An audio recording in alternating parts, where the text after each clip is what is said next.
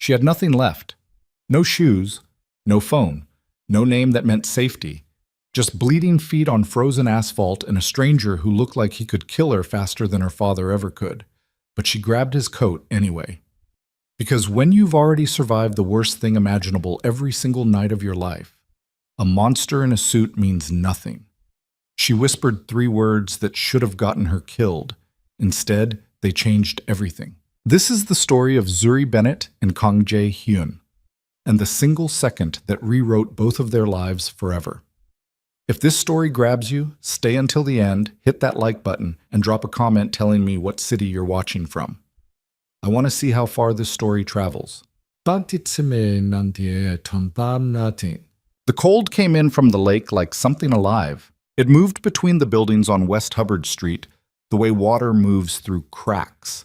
Patient, inevitable, finding every gap in every wall, every weakness in every body that hadn't made it inside before midnight.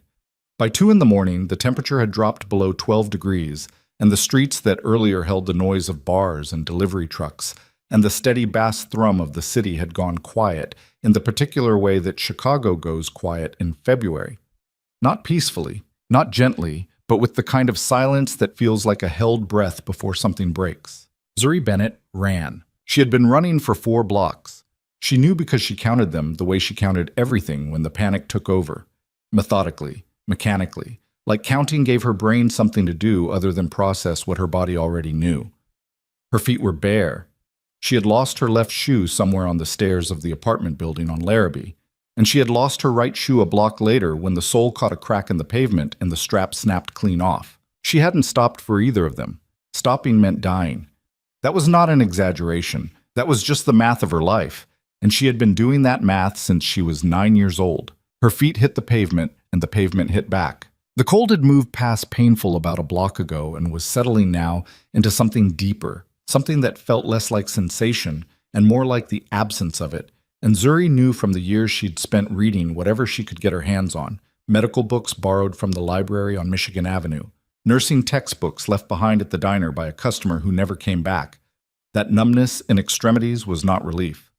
Numbness was the body giving up on a part of itself. She pushed harder anyway. She was wearing what she'd been wearing when it started, a white uniform shirt from the diner, collar torn at the seam where his hand had grabbed it, black work pants, one knee ripped from where she'd hit the kitchen floor. Her hair, which she'd tied back at the start of her shift 16 hours ago, had come most of the way loose and was catching the wind and the cold and the faint chemical smell of the street. There was blood on her shirt. Some of it was hers. A split lip, the kind of clean, precise pain that came from the back of a hand moving fast. And some of it she was less sure about. She didn't look down to figure it out.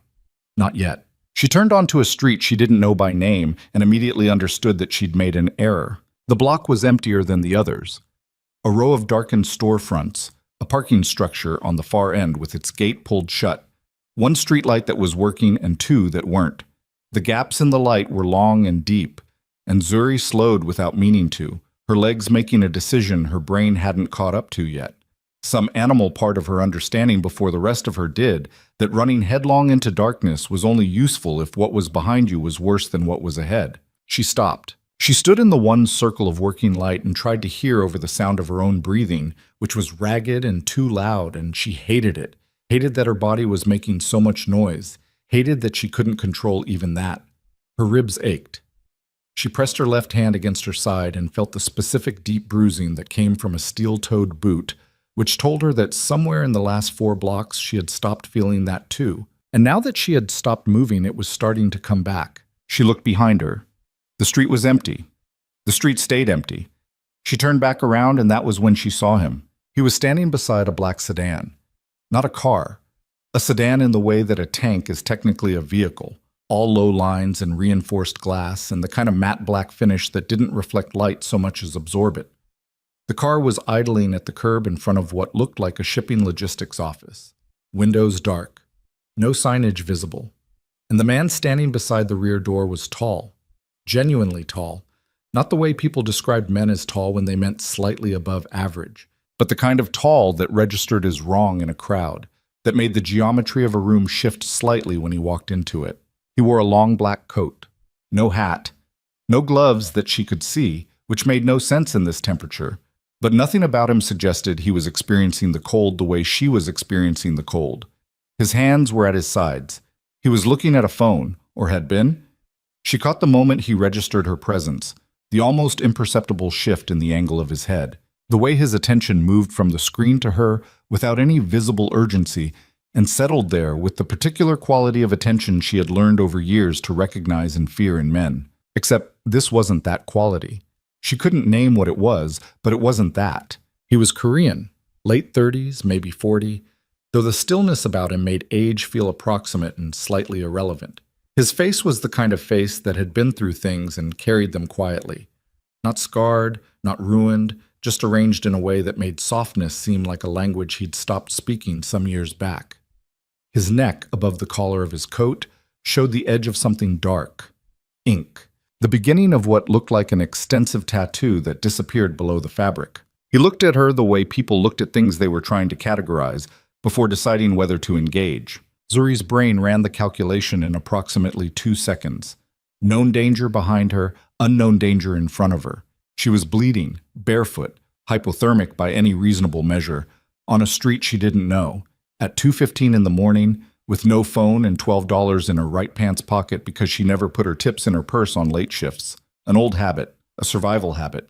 She walked toward him, not fast, not slow.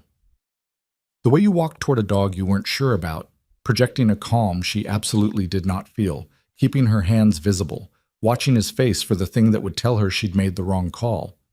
He didn't move. He watched her come. When she was close enough to smell the cold air coming off his coat, she reached out and grabbed the lapel. Her fingers were so numb she could barely feel the fabric. "Please," she said. Her voice came out lower than she expected, rougher, like something that had been used hard. "Hold me. Just 1 second, please." The man said nothing. Behind him, the passenger window of the black sedan dropped 2 inches and a voice came through the gap. Male, lower, with an accent she couldn't immediately place. "Boss." The boss, apparently, made a small motion with 2 fingers. The window went back up. He looked at her for another moment. His face gave nothing. Then he reached out and put one arm around her shoulders. Not roughly, not gently, just decisively, the way you'd make a choice you'd already thought through, and pulled her into his coat. Zuri's face pressed against his chest. She could feel the warmth of him through the layers, and it hit her nervous system like a drug. Her knees went slightly wrong, her whole body trying to convert to that heat all at once, and she gripped the front of his coat with both fists and held on because she was not going to fall down on this street in front of this man. She was not going to do that. She had never gone down on anyone's terms but her own, and she wasn't starting now. She heard his heartbeat. It was slow. Slower than any person's heartbeat had a right to be in this situation. She made herself breathe, in through the nose, out through the mouth, the technique she'd taught herself in the break room of the diner when things got bad and she needed to function. She counted the breaths. She got to 3. Then she felt him go still. Not the stillness he'd had before. That was a resting stillness, a controlled stillness. This was different. This was the stillness of a predator that had just identified something. She felt it in the arm around her shoulders. Not tightening, but changing quality, every muscle in it coming to a different kind of readiness. She turned her head without moving away from him, following the angle of his gaze. Across the street, 50 feet. A man standing in the shadow between 2 buildings, facing them. She couldn't make out the face. The light was wrong. The distance was too great. But the shape was right. The build was right. The way the figure stood, slightly forward on the balls of his feet, the particular aggressive lean of it. Her stomach dropped through the pavement. Marcus. Her father. He had followed her. 4 blocks in freezing temperatures in the middle of the night, he had followed her because that was what Marcus Bennett did. He didn't let things go. He never let things go. He had been not letting things go for 24 years, and there was no reason to think tonight would be different. The figure across the street looked at them for one more second, looked at her, looked at the man whose coat she was holding, took something in, and then stepped back into the shadow and was gone. Zuri stood very still. "That man," she said. Her voice was steady. She was genuinely surprised by how steady it was. "I saw him," the man said. His voice was low, unhurried, with an accent that shaped the English differently, clipped some syllables and extended others in a way that was not unpleasant but was entirely focused, as if speech were a tool he used precisely and didn't waste. He did not pull away from her. He did not check the street again.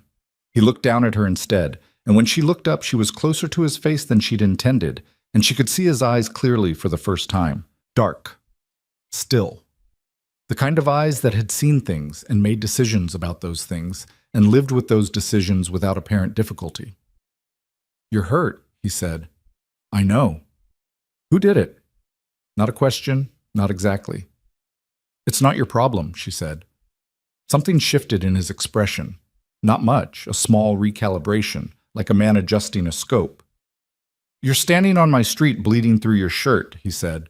"That makes it adjacent to my problem." Zuri looked at him. She was aware that she was still holding his coat.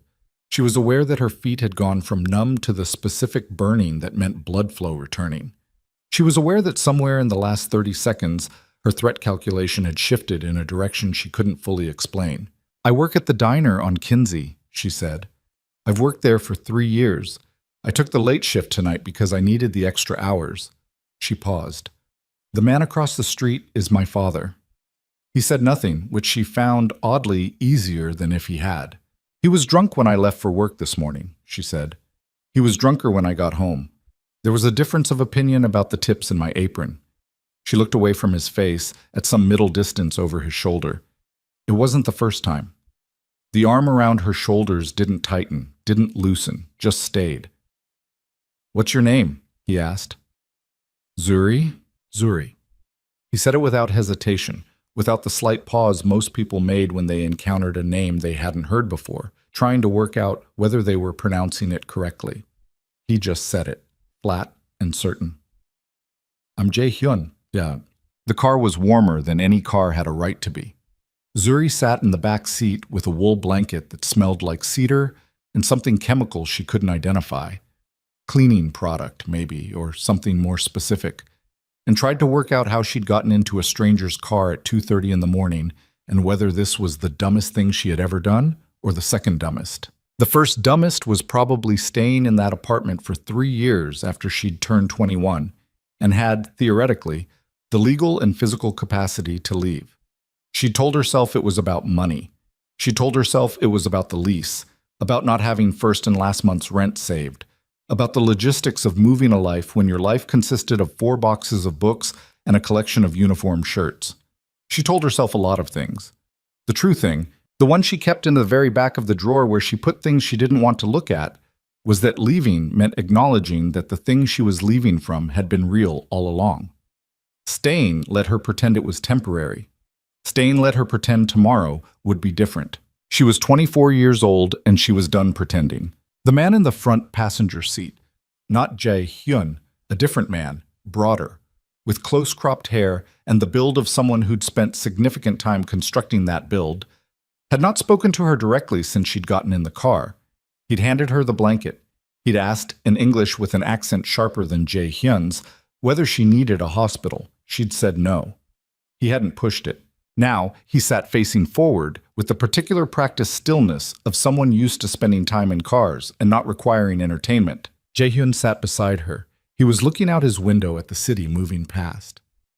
"Where are we going?" Zuri asked. "Somewhere safe," he said. "That's not an address." He looked at her. "No, it's not." She held his gaze for a moment. Outside the window, the city was doing what the city did at 3 in the morning, still present, still alive, but quieter, stripped of its daytime performance, showing the bones of itself. A man pushing a cart, a cab idling outside a hotel entrance, the lake somewhere in the near distance, invisible but felt. "I don't know you," she said. "No. I don't know what you do." A pause. Fractional. "No, you don't. But you have a driver, and you told him to take us somewhere, and he didn't ask where." Jae-hyun turned back to the window. "Taejin knows where." "That's the kind of thing that means you're important," she said. "Or dangerous.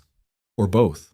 "Usually both," he said, and his tone was so flat and factual that she couldn't tell, for one disorienting moment, whether he was making a joke or stating a reality. And then she looked at his face and understood that there was no joke. That was just what he was. She pulled the blanket tighter and looked at her feet, which were starting to bleed properly now that they were warm, small dark spots appearing on the car's floor mat. "I can't go back to that apartment," she said. "I know. I have nowhere to go." He didn't answer immediately. The car turned north, then east, moving through streets that were getting wider, the buildings getting newer, the lights getting more deliberate. Zuri watched the city change. "There's a building downtown," Jae-hyun said finally. "Secured. Staff on site around the clock. There's an apartment on the 14th floor that isn't being used." He paused. "You can use it." She stared at him. "For how long?" "Until the situation is handled." "What situation?" His eyes came to her, and she had the feeling again, the one she'd had on the street when she'd looked up at his face the first time, that she was being assessed by something that assessed with more precision and more speed than most people she'd encountered in her life. "The man on the street," he said, "your father. He doesn't know who I am yet. He'll find out. When he does, his behavior will change.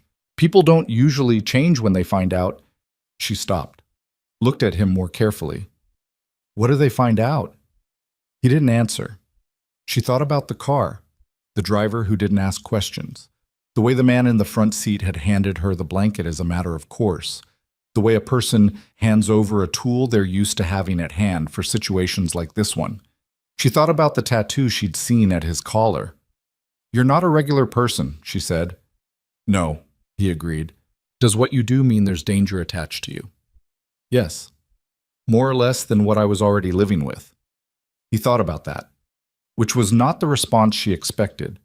She expected a deflection, expected the bravado she'd encountered in the men she'd known, who cultivated reputations, who wanted you to know they were dangerous because the knowing was part of the power. Jae-hyun didn't seem to want her to know. He seemed to be doing an honest calculation. "Different," he said.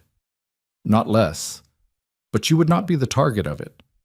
She looked at him for a long moment. The city slid past the window. The car was warm and smelled like cedar, and somewhere beneath her feet her blood was marking the floor mat. "Okay," she said. The apartment was on the 14th floor of a building on North Michigan that had no visible signage and a lobby that felt like it had been designed by someone who understood that genuine wealth announced itself through absence rather than presence. No gold fixtures, no art that was trying too hard. Clean lines, dark materials, a front desk staffed by two men who were dressed too well for security guards and moved too efficiently for concierges, and were clearly something in between. They looked at Zuri when she walked in. They looked at her feet. Their faces didn't change. Jae-hyun said something in Korean. One of the men behind the desk nodded and reached for a phone. The apartment was clean and large and not decorated in a way that suggested personal taste. It had the particular neutrality of a space maintained rather than lived in. Furniture that was good, but impersonal. A kitchen stocked with basics. Towels folded on the bathroom counter in the kind of precise arrangement that came from professional hands. The view was the city, endlessly, in every direction that mattered. A woman arrived within 15 minutes, middle-aged, Korean, carrying a bag that turned out to contain first aid supplies of a thoroughness that suggested this building had occasion to need them. She looked at Zuri's feet and her lip and the blood on her shirt and said nothing about any of it, just cleaned and dressed and worked with the focused efficiency of someone who considered commentary a waste of time. Jae-hyun stood by the window while this happened. He wasn't watching. Or he was watching the city. Zuri wasn't sure there was a difference. When the woman was done, she packed her bag and left. Jae-hyun turned from the window. "You should sleep," he said. "I should," she agreed. "I probably won't." He nodded, like that was an entirely reasonable thing to say and required no response. He moved toward the door. "Jae-hyun," he stopped. "Why?" she asked. He turned. His face was the same as it had been on the street, still, closed, giving nothing she hadn't earned. "Why what?" "Why any of this? You don't know me. I grabbed your coat on a street corner. People grab strangers' coats all the time and get nothing, less than nothing." He was quiet for long enough that she started to think he wasn't going to answer. You weren't asking for anything, he said finally. She frowned. I asked you to hold me. You asked for a second, he said. Not help, not rescue.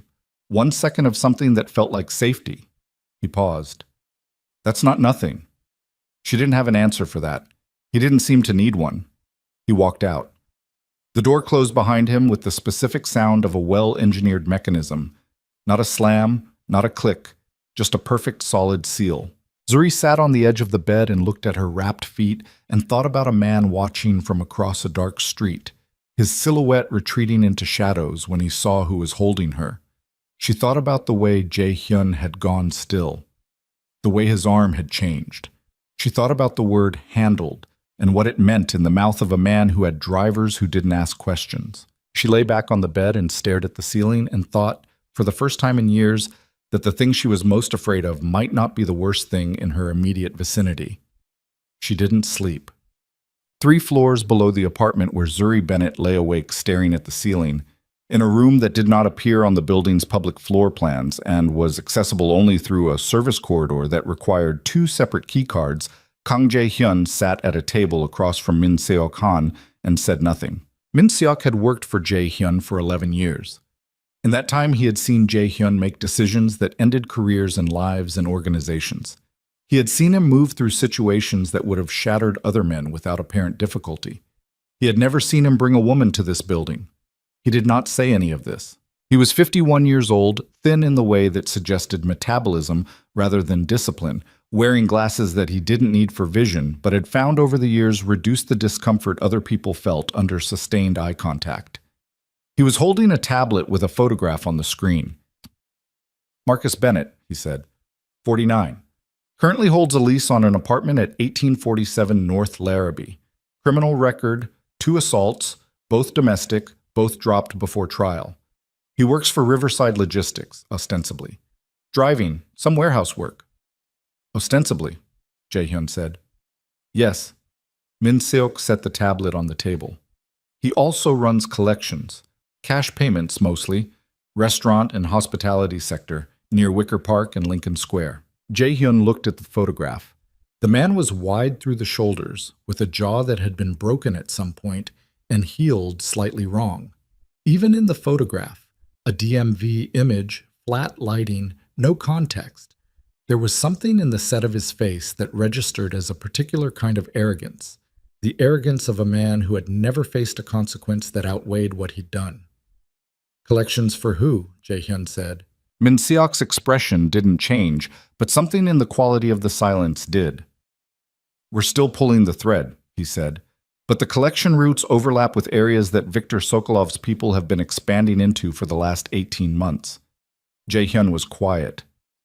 The Russian, Min Seok added, in the tone he used when he wanted to acknowledge that he'd said something significant without making a production of it. I know who Viktor Sokolov is, Jae-hyun said. Of course. Outside, the city continued its 3 a.m. operations. Somewhere above them, a woman who had survived 24 years of a particular kind of damage was staring at a ceiling and trying to figure out which threat was real. Jae-hyun thought about the way she'd grabbed his coat. He thought about the shaking that had run through her hands when her grip tightened. Not the shaking of fear, or not only that, but the shaking of a body pushed to its absolute limit and still moving, still reaching, still choosing. He thought about the figure on the street. He thought about the word Sokolov. Find out everything, he said. How deep is the connection? How long? What he's been doing for them? I want the picture to be complete. That'll take a few days. Then it takes a few days. Min Seok picked up the tablet. He paused. And the woman. Jae-hyun said nothing for a moment.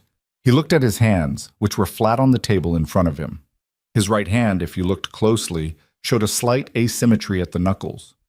Old damage, healed years ago, the record of a time before the control he'd built himself into now. She stays, he said.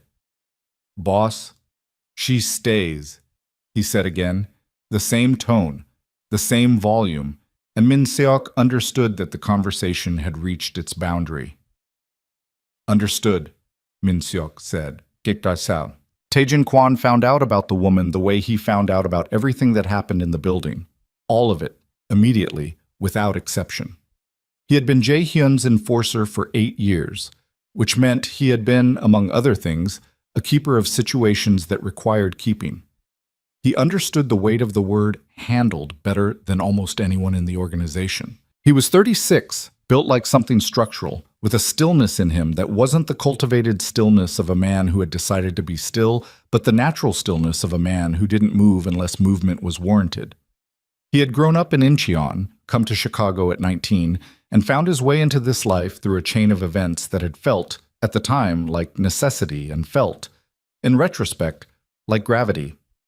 You fell the way you fell. You landed where you landed. He stood in the corridor outside the room with Min Seok and waited while Min Seok gathered his things. "What do you think?" Min Seok said, not looking at him. "About what?" "About him bringing her here." Taejin thought about the last time Jae-hyun had changed a rule, really changed one, not bent it, not found an edge case and worked the edge, but broken it clean and done something different. He thought about how long ago that had been. "I think he saw something," Taejin said. Min Seok looked at him over the rim of his glasses.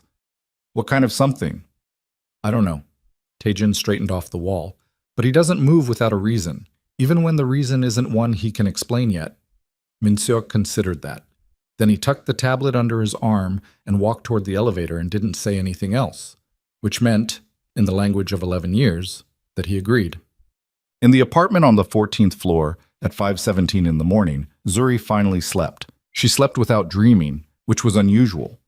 Normally her sleep was crowded, full of doors that didn't lock and rooms that shifted and the specific anxiety architecture of a person who had spent too many years learning to be awake and afraid. But the bed was solid, and the room was warm, and somewhere below her, she understood without fully understanding how she understood it, was a man who had made a decision. She slept. And across the city, in an apartment on Larrabee Street, Marcus Bennett sat on the edge of his bed and turned his phone over and over in his hands. The number he needed to call was in his contacts under a name that wasn't a name. He'd been staring at it for 2 hours. He'd seen the man on the street. He'd seen the coat, the car, the building they'd driven toward.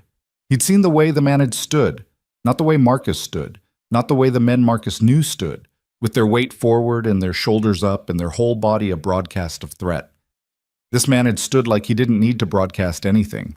Marcus had recognized that immediately, in his gut, in the place beneath words where genuine fear lived. He didn't know the man's name, but he knew what that kind of stillness cost to build, and he knew what it meant about the kind of man who'd built it. His daughter had walked up to that man and grabbed his coat. His daughter was inside that building. Marcus stared at the phone and thought about the call he had to make and what it would set in motion. And for one moment, one single moment, just long enough to be painful, he thought about not making it. He thought about what a different version of himself would do. A version that had made different choices 20 years ago, 10 years ago, 5 years ago, last year, last week. Then he dialed. The phone rang twice. "She's with someone," Marcus said when the line connected. "I don't know who, but this changes things." The voice on the other end was calm the way the lake was calm in February. Not because nothing was happening beneath the surface, but because whatever was happening was too vast and too cold to show itself. "Tell me what you saw," the voice said. Marcus told him. And 14 floors above a room that didn't appear on any public record, Zuri Bennett slept without dreaming, while the city outside her window began, slowly, its crawl toward morning. She didn't know yet what her father had just done. She didn't know yet what kind of world she'd walked into when she grabbed a stranger's coat on a dark street and asked for 1 second of safety. She didn't know yet that the man who had held her, the man with the slow heartbeat, and the still dark eyes, and the arm that had changed quality when it saw her father watching, was going to find out everything. And when he found out, nothing in this city was going to stay the same. The call Marcus made at 5:17 in the morning did not immediately produce visible results. That was how these things worked. Zuri didn't know that yet. Didn't know that the machinery of men like Viktor Sokolov operated the way pressure operated, building in invisible places, finding structural weaknesses before anything showed on the surface. The visible things came later. By then you were already inside whatever had been set in motion.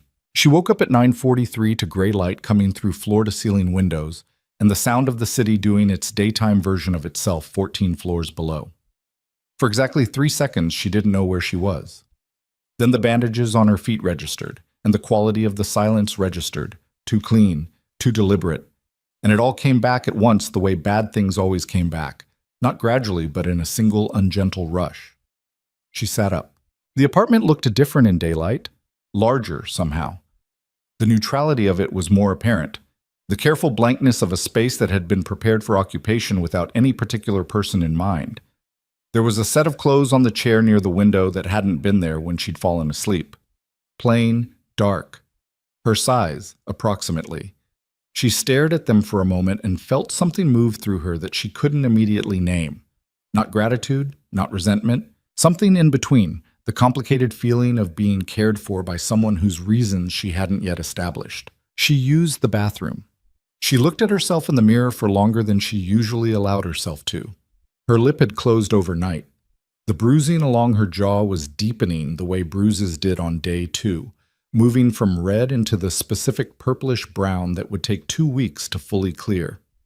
Her collarbone showed above the torn collar of her uniform shirt, and the shadows under her eyes were their own kind of damage record. She looked like what she was, a woman who'd been surviving something for a very long time. She changed into the clothes on the chair and went to find coffee. The kitchen had a machine that was considerably more sophisticated than anything she'd operated before, but she worked it out through logic and stubbornness, the way she worked most things out, and was standing at the window with a cup that was genuinely excellent when she heard the knock at the door. Not Jae-hyun. She understood that immediately when she opened it, not from the man's face, which she didn't know, but from the quality of his presence, which was significant but different. He was broad and still, and looked at her with eyes that assessed and filed without apparent judgment. "Tae-jin," he said, like that was sufficient. "Zuri," she said, "I know." He held out a phone, clean, new, still in its minimal packaging. "For you. The number for this building's front desk is already in the contacts. If you need anything, that's the call." She took it. "And Jae-hyun?" "Working. Yeah," he said later. Tae-jin paused. Not with discomfort. He didn't seem like a man who experienced discomfort in the traditional sense, but with the precision of someone choosing words. "Is there anything you need right now?" She thought about it.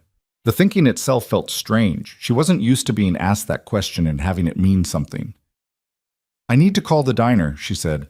"I missed my shift." "That's been handled." She stared at him. "What does that mean?" "It means your manager was contacted and your shifts are covered for this week." "By who?" "By people whose job it is to handle things." He said it the way you'd explain a basic operational fact, not to be dismissive, but because in his world it was simply true. People had functions. Things got handled. The mechanics were administrative. Zuri felt the complicated feeling again, sharper this time. "I don't know what I owe for this," she said. Something shifted in Tae-jin's face. "Not much. You don't owe anything. People don't do things like this without wanting something." He looked at her for a moment. "The boss doesn't operate that way. Every man operates that way." "Then you haven't met enough men," he said, and turned and walked back toward the elevator, and she stood in the doorway of the apartment watching him go and trying to work out whether she'd just been insulted or corrected or told the truth. Min Seok-han had been awake since before the call Marcus made. He'd been awake, in point of fact, since approximately 2:40 a.m., when the building's external surveillance had flagged a vehicle parked on the opposite side of Michigan Avenue for 47 minutes without moving. The vehicle was a 2019 Ford F-15. Registered to a shell company that traced, through 3 intermediate layers, to an organization with documented ties to a logistics network that was not primarily in the logistics business. He had taken this information and sat with it quietly, the way he sat with most things, turning it in his mind the way a jeweler turned a stone, looking for the flaw, the inclusion, the place where the light didn't come through cleanly. By 8 in the morning, he had a fairly complete picture. He presented it to Jae-hyun at 9, in the room that didn't appear on the building's floor plans, across a table that held a pot of tea neither of them was drinking. "Marcus Bennett has been working for Sokolov's people for 4 years, Min-sok said. "Collections, as I said, but also information gathering. He runs in circles that overlap with your distribution points on the north side. The restaurant supply chain, the hospitality corridor. He's been watching those operations. Jae-hyun was looking at the table. Not at anything on the table. At the table. For Sokolov. Yes. How long has Sokolov known about our North Side operations? 18 months, at a minimum. Possibly longer. The silence in the room was the kind that had weight. Jae-hyun's hands were flat on the table, as they had been last night. Min-seok watched them. He had learned in 11 years to read Jae-hyun through his hands. They were more honest than his face, which was controlled to a degree that bordered on inhuman. The hands were still. That was not necessarily good. Very still meant he was doing the full calculation, not just the surface calculation, going to the place in his thinking where the implications of implications lived. The woman was never the target, Jae-hyun said. No, I don't think so. Bennett's domestic situation appears to be entirely separate from his professional activities. He's a drunk who hurts people he has access to. That's personal pathology. The Sokolov work is commercial. But now they're connected. Yes, Min-seok paused. Because of last night. Jae-hyun said nothing. He saw you with her, Min-seok said. He made a call. We intercepted the metadata. We don't have the content, but the number maps to a burner cluster that Sokolov's people have been cycling through since January. Another pause. He told them something, we don't know what. He told them who she was with. Jae-hyun's voice was flat, not angry.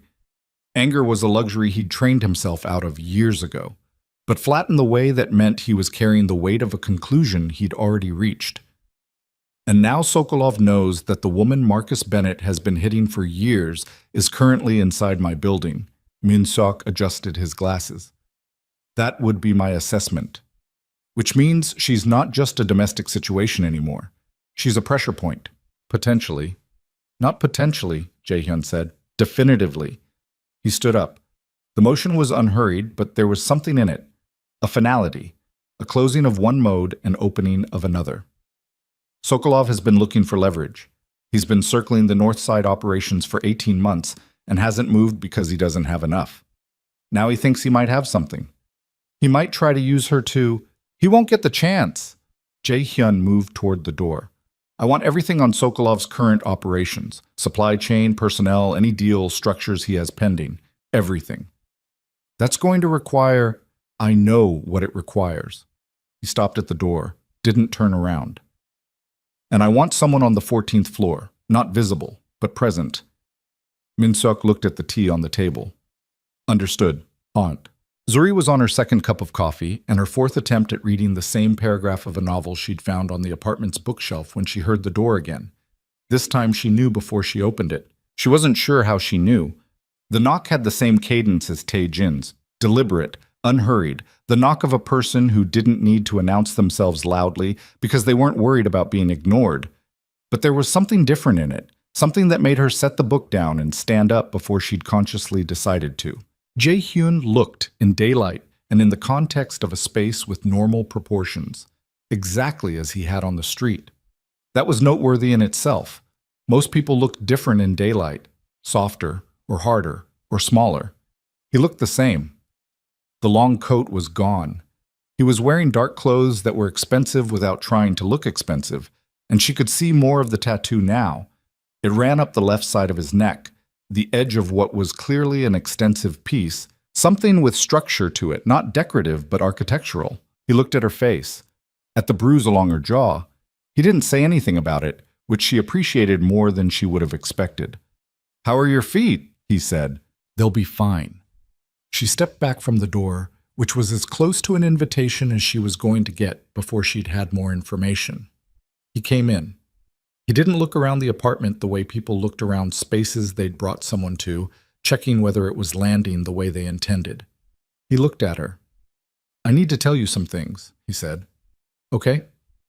"Sit down." She raised an eyebrow. "I'm fine standing." The corner of his mouth moved. Not a smile exactly.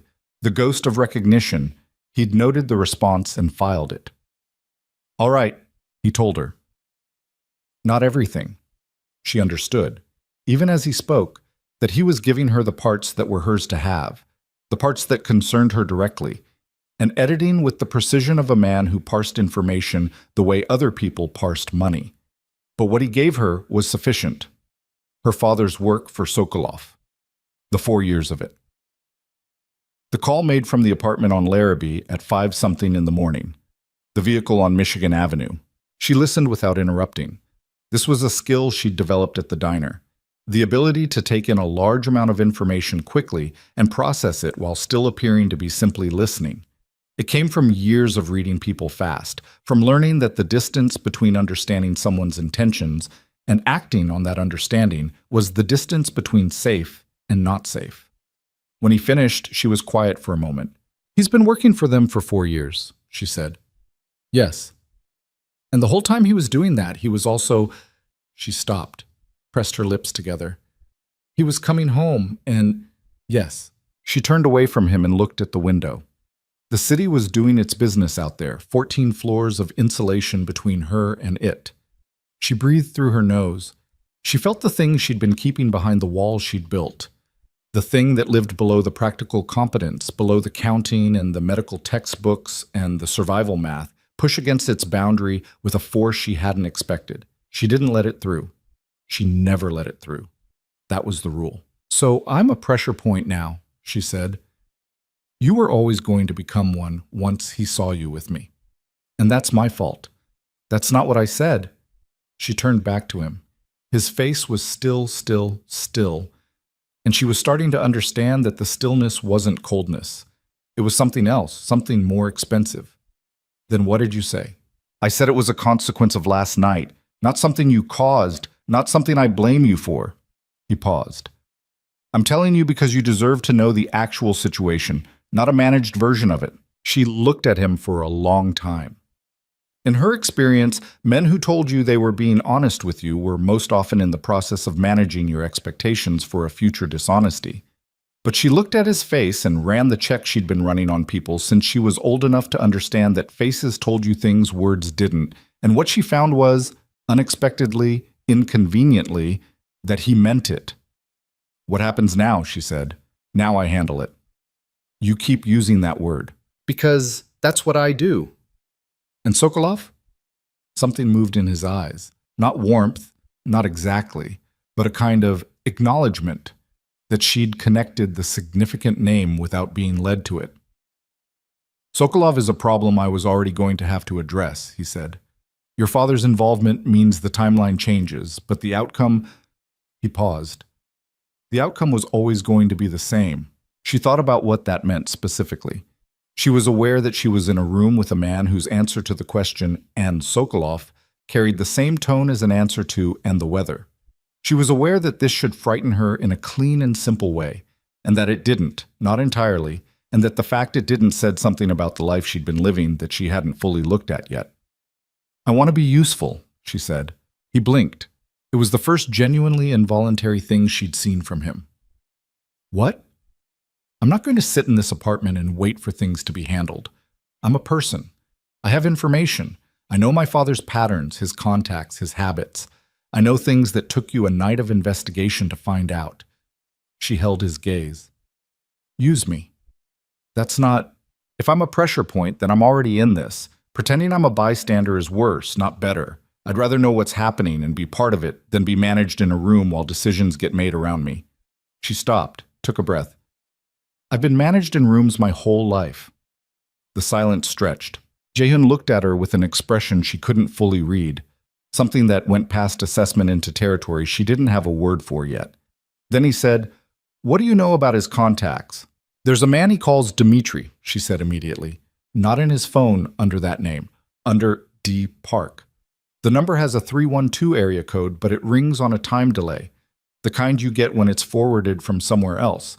He calls it on the 1st and 15th of every month, like a schedule, like a reporting cycle." Jae-hyun said nothing for a moment, then, "How do you know that?" "Because I lived with him for 24 years, and he's not as careful as he thinks he is when he's been drinking, and he's always been drinking." She crossed her arms. "I know other things too." He looked at her. The something in his eyes had shifted. "Sit down," he said. She almost told him again that she was fine standing. Instead, she sat. And this time he sat across from her and leaned forward slightly and said, "Tell me everything." Oh. Tae-jin found out about the conversation 2 hours after it happened, when Min Seok pulled him into the corridor outside the planning room with the specific expression he wore when something had happened that required the kind of conversation that couldn't happen in a room with recording equipment. "She gave him intel," Min Seok said. Tae-jin processed this. "On Bennett. On Bennett? On his contact schedule? On a forwarding number that our people spent 6 hours last month trying to locate." Min Seok's voice was entirely level. That was the tell. When Min Seok went too level, it meant something had disrupted the model he'd been operating from. She had it in her head from living with the man. "Huh," Tae-jin said. "He's using it. He had 3 people on it within the hour." Tae-jin thought about the woman in the apartment, the way she'd taken the phone from him this morning and asked about Jae-hyun without any of the hesitance that most people had when they were trying to figure out the protocol for asking about Jae-hyun. Directness without aggression. The quality of someone who had learned to go straight at things because going around them had never worked. "Does she know what she's sitting in the middle of?" he said.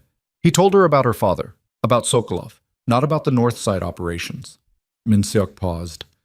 "Not about what Sokolov's people found in the warehouse on Elston last Tuesday." Tae-jin was quiet. The Elston situation was 3 days old and not yet resolved. 2 of their distributors had been found with the kind of persuasion damage that was Bratva trademark. Neither of them had talked, one because he was too scared and one because he was dead. The message it was meant to send had been received clearly. The response had not yet been sent. The Elston situation and the woman on the 14th floor were, as of last night, the same situation. "He knows that," Tae-jin said. It wasn't a question. Of course he knows that. And he still brought her here. He brought her here before he knew. Min Seok removed his glasses and cleaned them, which he did when he wanted something to do with his hands. But he hasn't moved her. Tae-jin looked at the wall. That's not like him. No. He moves threats to a perimeter. He doesn't keep them close. She's not a threat. She's connected to one. Tae-jin pushed off the wall. She's connected to Sokolov through her father, and now she's connected to us through him.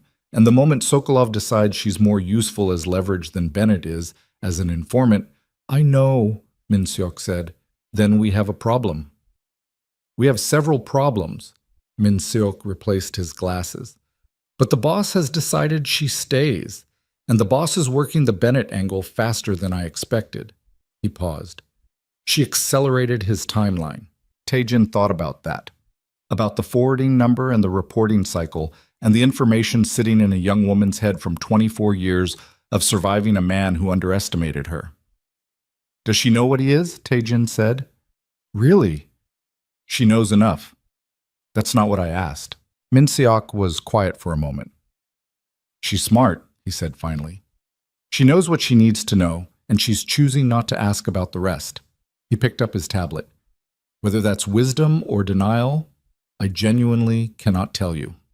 On the 14th floor, Zuri stood at the window and watched the city and turned a single thought over and over in her mind. Her father had been watched, had been used, had made his calls and run his collections, and reported back to men who saw him as a tool, and all the while he'd come home and turned whatever powerlessness he felt in that life into something he could aim at someone smaller. She understood the psychology. Understanding it didn't change what it was. It didn't change the 24 years of it. It didn't change the floor of the kitchen on Larrabee, or the stairs, or the particular sound of a door that didn't lock properly being opened anyway. But it changed the map. It changed where the danger came from and where it pointed. Her phone buzzed. Unknown number, local area code. She answered it before she'd consciously decided to. "Zuri." The voice was a man's, deep, accented. Eastern European, she thought, though she couldn't have told you why she knew that except that she'd spent 3 years at the diner with a Latvian cook who'd sounded something like this. "I'm told you've been having a difficult time." Her whole body went cold. Not the way it had gone cold on the street. That was weather, physics. This was different. This was the cold that came from the inside. She said nothing. "Your father is very worried about you," the voice said. "He wants to make sure you're somewhere safe." A pause, and something in the pause had shape, had intention. We can help with that. She kept her face blank. She was looking out the window at the city, and her face was completely blank, and her hand on the phone was completely still, and every single cell in her body was screaming. I think you have the wrong number, she said. I don't think I do. Another pause. Tell Kang Jae-hyun that Victor says hello. The line went dead. She stood at the window for 30 seconds. Then she pulled up the contacts on her new phone and found the number for the front desk and called it. And when the man answered, she said, in a voice she was proud of for how steady it was, I need to speak to Jae-hyun, right now. And somewhere in the building below her, a man who had already been moving fast began to move faster, because the call she'd just received meant that the timeline Min Seok had described as changed had not merely changed, it had collapsed entirely.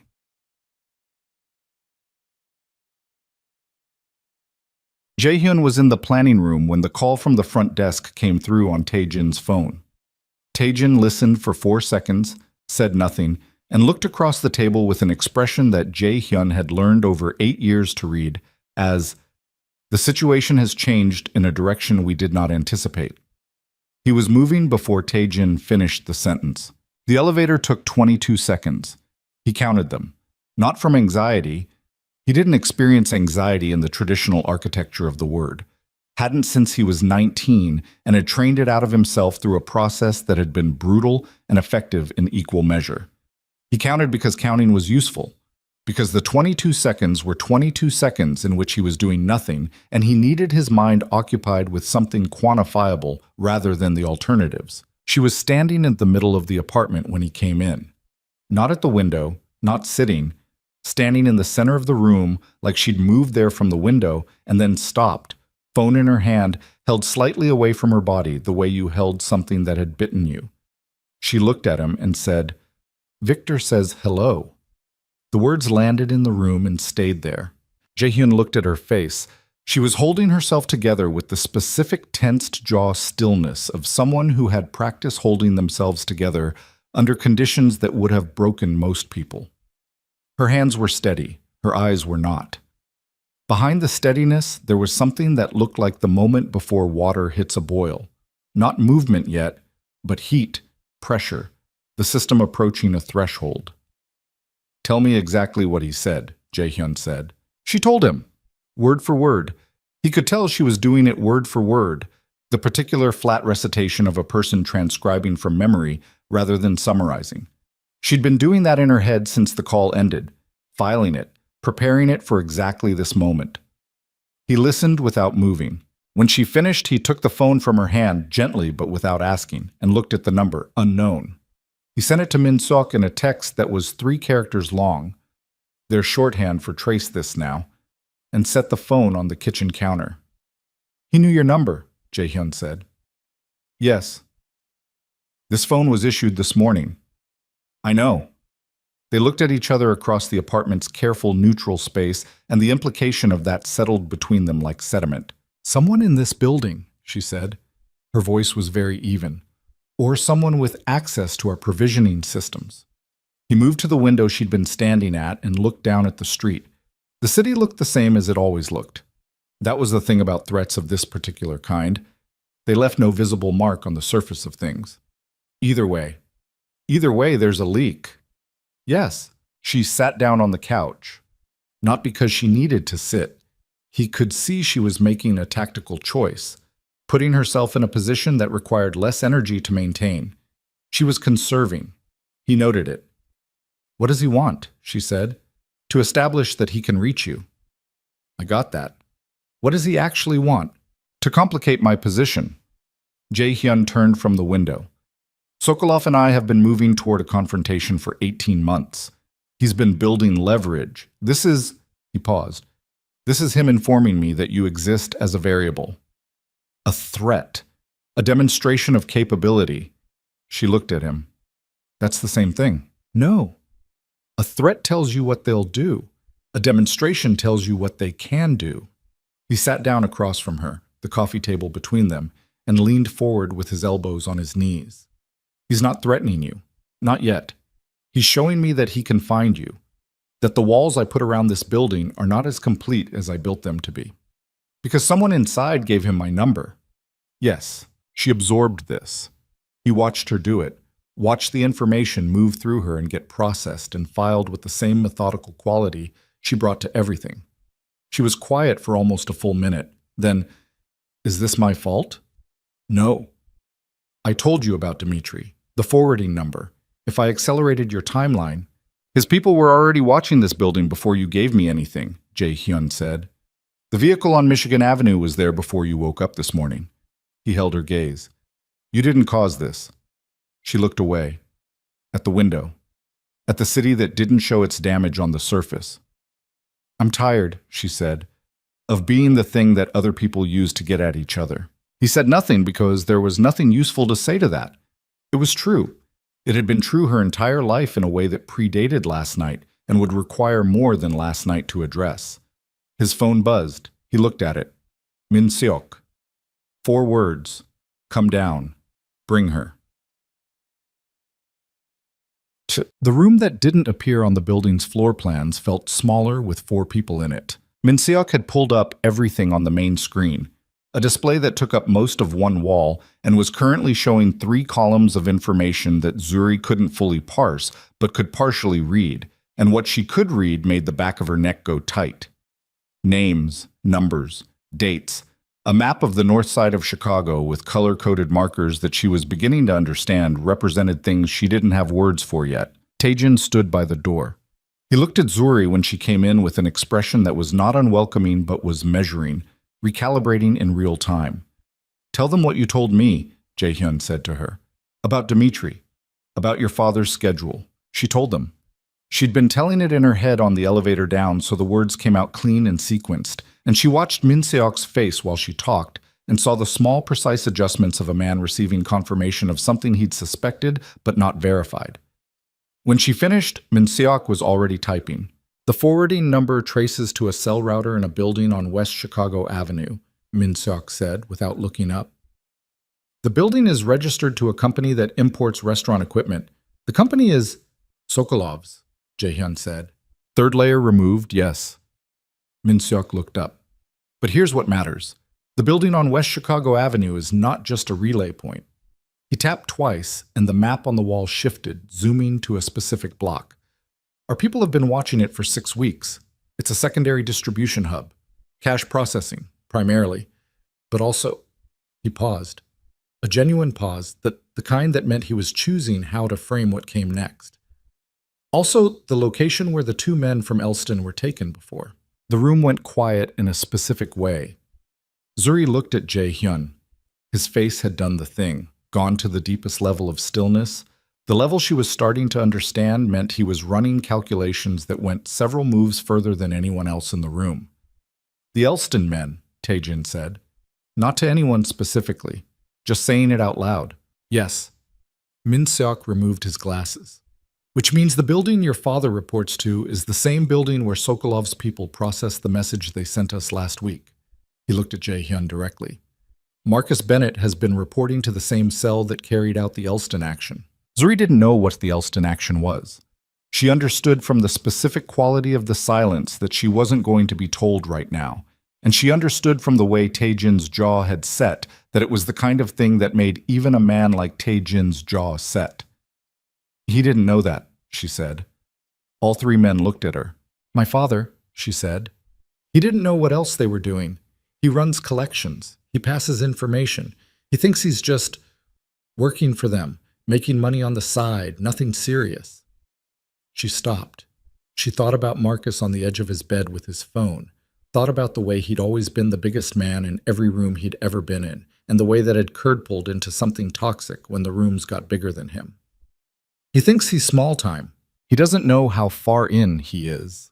That doesn't change what he's done, Taejin said. I know that. She looked at him steadily. I know that better than any of you. Another silence. Different quality. He's more useful to us if we use him as a conduit, Jae-hyun said. He was looking at the map on the wall. Not a target. A channel. Min Seok put his glasses back on. You want to feed Sokolov false information through Bennett. I want to give Sokolov the thing he's been looking for 18 months. Jae-hyun turned from the map. I want to give him what looks like a complete picture of our north side operations. Schedules, routes, names, numbers. Everything that, if it were real, would give him the advantage he needs to move against us. He paused. And then I want every piece of it to be wrong. Taejin was quiet for a moment. You'd let him think he has us. I'd let him commit to a move based on information that puts his people exactly where we want them. And Bennett becomes the instrument of that. Bennett becomes the instrument of his own undoing, Jae-hyun said. Without knowing it. He looked at Zuri. Not asking permission. He wasn't the kind of man who asked permission. But acknowledging. Giving her the information and the choice of what to do with it. She thought about Marcus on the stairs on Larrabee. She thought about 24 years of math. She thought about the kitchen floor. Do it, she said. But the plan moved fast after that. Min-seok worked with a focused intensity that reminded Zuri of watching a surgeon. Every motion economical, nothing wasted. The kind of work that looked calm from the outside and contained enormous precision on the inside. Jae-hyun was on the phone for most of the afternoon, speaking mostly in Korean, occasionally in English, once in what she thought might have been Mandarin, though she couldn't be certain. Taejin disappeared for 2 hours and came back with information that he delivered to Min-seok in a low voice that Zuri couldn't hear from across the room. She sat in the corner and watched and understood that she was being allowed to watch, which was its own kind of information. By 6 in the evening, they had the framework of it built.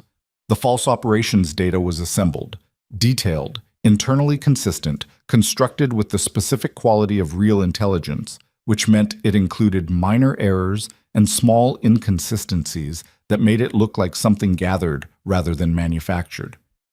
The channel through which it would reach Marcus had been identified. The timing was calibrated to his reporting cycle. The first of the month was 4 days away. 4 days to hold the position. 4 days during which Sokolov knew where Zuri was and had demonstrated he could reach her and was presumably deciding what to do with that capability. Jae-hyun had not yet addressed the leak. He'd said very little about it since the apartment, but she could see it running behind his eyes, the constant subroutine of it, identifying, narrowing, eliminating. He trusted Min-seok completely. She could see that in the way they operated together, the 11-year shorthand of it. Taejin was 8 years of the same. The leak came from somewhere else in the building's operational structure, somewhere in the outer layer, and he was going to find it. And when he found it, the finding was not going to be gentle. She went back to the apartment on the 14th floor at 7, alone. Taejin walked her to the elevator without being asked. 4 days, she said in the elevator. Yes, a lot can happen in 4 days. He looked at the elevator doors. Yes? Is he always like this, she said, when something goes wrong? Does he always get that quiet? Taejin considered the question with the seriousness he seemed to bring to most things. He gets quieter, he said. The worse it gets, the quieter he gets. A pause. Most people who work for him for the first time think that's a good sign. It isn't. The elevator opened on 14. Get some sleep, Taejin said. She almost said she wouldn't, but she was exhausted in a way that went past physical, the specific exhaustion of a day that had required her to be fully present in every moment of it. No switching off, no room to be less than completely sharp. She went inside and lay down and was asleep within minutes. She didn't hear the car pull up on Michigan Avenue. She didn't see the 2 men who got out and stood on the sidewalk for approximately 90 seconds, looking up at the building before getting back in and driving away. She didn't hear Min-seok's phone ring at 10:47 p.m. She didn't hear the conversation that followed, which was conducted in low voices in the corridor outside the planning room, and which ended with Min-seok sitting down heavily in a chair and removing his glasses and not replacing them for a full 30 seconds. She didn't hear any of that. What she heard at 2:12 in the morning was her phone. Not the front desk number. Not Jae-hyun. The unknown number again. The same number that had called before. She answered it. I want you to understand something, Viktor Sokolov said. His voice was the same. That lake in February calm. Everything below the surface. I have no interest in hurting you. You're not part of this business. You've never been part of this business. A breath. But your father made a decision tonight that requires me to adjust certain arrangements. Her mouth was dry. What decision? He contacted someone he shouldn't have contacted, someone outside our agreement. A pause that had shape and weight, and something that might have been, in a different man, regret. He tried to go around me, to another organization. He thought, the pause again. It doesn't matter what he thought. What matters is that he is no longer an asset I can use. And when something is no longer useful, where is he? Zuri said. Silence. Where is my father? She said. Her voice was still steady. She hated that it was still steady. She wanted to not be this person for 5 minutes. The person who stayed steady, who counted, who processed. She wanted to just be terrified out loud. But she couldn't. She never could. That, Sokolov said, is what I'd like Jae-hyun to help me determine. Another pause. Tell him Marcus Bennett tried to sell information to the Bratva's rivals tonight. Tell him the man your father contacted works for people who are not friendly to either of us. His voice shifted, fractionally, just enough. And tell him that the document Marcus was carrying when we found him contained information about Jae-hyun's operations. Information that was very detailed, very current. The pause that followed was the longest yet, and entirely false. The call ended. Zuri sat in the dark apartment above the city and felt the architecture of the last 24 hours rearrange itself around a new center of gravity. The false information. The carefully constructed false intelligence that wasn't supposed to go out for 4 more days, that was supposed to move through Marcus's reporting cycle on a controlled timeline. It had already moved, not through the channel they'd built, not on their schedule, through Marcus, who had apparently decided to play both sides of a game he didn't understand the dimensions of, who had taken whatever he'd overheard or observed or been fed and carried it to people who were neither Jae-hyun's nor Sokolov's, a third party, unknown, unaccounted for. And the false intelligence was now in circulation in a direction no one had planned for, and Marcus was in Sokolov's hands because of it. And whatever advantage the plan had been designed to create had just evaporated. She called the front desk number before the echo of Sokolov's voice had finished moving through the apartment. She didn't wait for the greeting. She said, "Get Jae-hyun, now. It's the Bennett situation, and it's moved." The man on the desk didn't ask questions. That was becoming a pattern she understood. In this building, when things moved, people moved with them, and the questions came later. She was standing at the window when Jae-hyun came through the door 4 minutes later. Tae-jin was behind him. Neither of them had the look of men who'd been asleep. She told them. Same method as before. Word for word, flat, sequential, no editorializing. She watched Jae-hyun's face while she spoke, and watched it do the thing she'd come to recognize as the deepest register of his stillness, the level below the level. And when she got to the part about the false intelligence already being in circulation, she saw something move across his eyes that was gone before she could name it. When she finished, the room was quiet for 3 seconds. Marcus went to the Kowalski network, Tae-jin said.